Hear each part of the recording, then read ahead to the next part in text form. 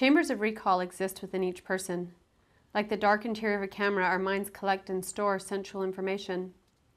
As light touches silver-coated film, so do moments in time etch themselves upon our psyches. Where a camera freezes an image, our mind captures a memory.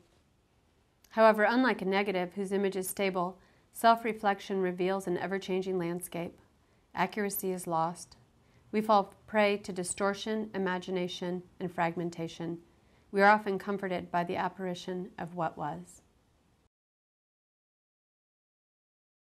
This body of work behind me is called Ocularium. It's actually a series of 10 images, and the work originated from an installation I made called Inner Chambers, where I am making a parallel between the way a camera catches a latent image on film and the way that we collect sensory information in our minds that turns to a memory.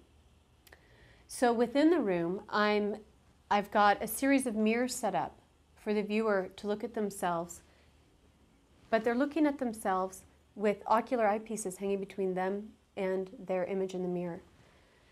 Because I'm suggesting that after we've collected a memory, actually the precarious moment is when we go to retrieve it.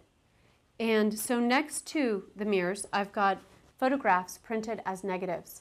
So we're not seeing them as positives. They're in that half-life as a negative where they haven't been reinterpreted yet.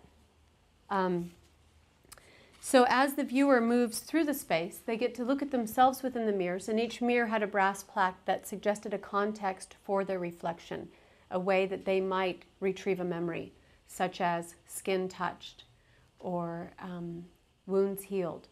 So as they're looking at themselves, they're actually seeing themselves distorted, and I'm suggesting that as we retrieve our memories, that's where the precarious nature, that's where the vulnerability and the fragility exists in terms of what really happened and the stories we're making up.